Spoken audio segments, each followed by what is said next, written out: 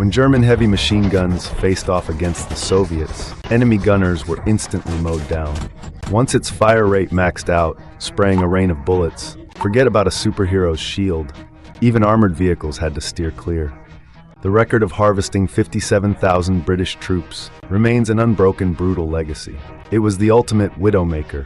It single-handedly changed the rules of warfare, making Allied soldiers' knees weak at the sound of its fire. This is the German battlefield scythe, the MG08 heavy machine gun.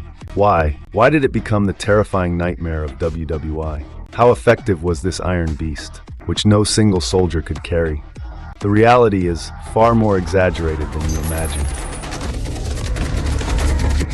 Its birth stemmed from a simple yet cruel demand: how to use the fewest men to hold the widest defensive line and stop the massive enemy waves.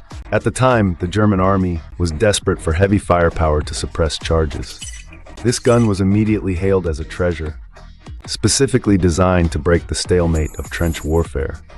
Essentially, it was a water-cooled heavy machine gun, improved upon Hiram Maxim's original design.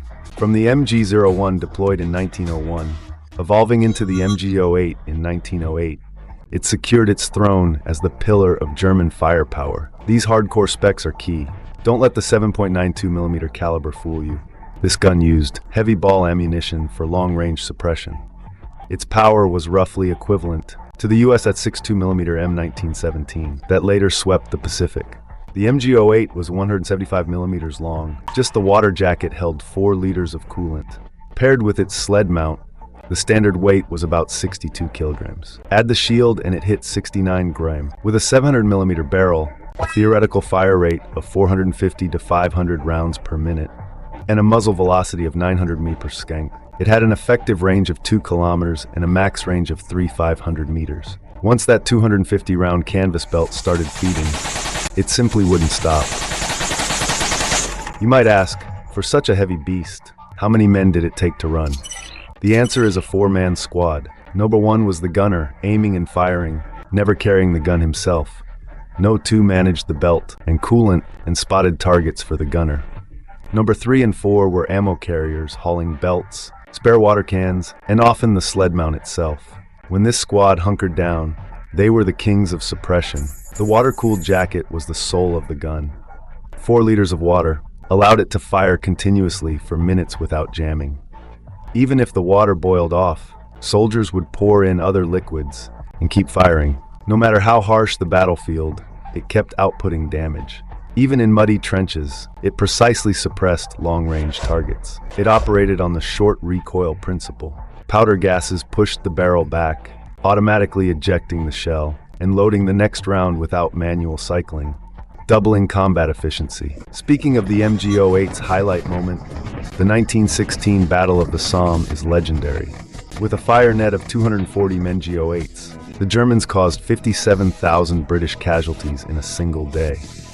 That includes killed, wounded, and missing. This earned the gun the name the Widowmaker.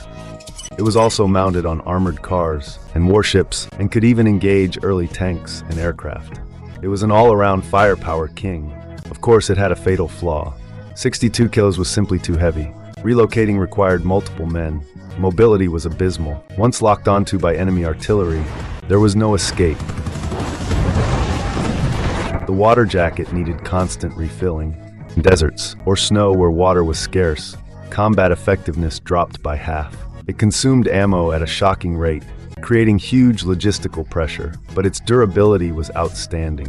Whether in the freezing Eastern Front or the muddy Western trenches, it was always ready. Extremely low failure rate and insanely sustained firepower. Later, the MG08 had 2 derivatives. The MG08-15 switched to a bipod, dropping weight to 17.8 kg, allowing infantry to carry it for mobile warfare. The MG08-18 was an air-cooled, lightened version. Without the bipod, it was only 4.5 kilograms, designed to support infantry assaults. By the time of II, although the MG34 and MG42 general-purpose machine guns were the main force, the MG08 had not retired. It was used as a second-line defensive weapon until Germany surrendered. To be honest, brothers, the M8 is the machine gun that defined the shape of WWI. It sprayed lead with maximum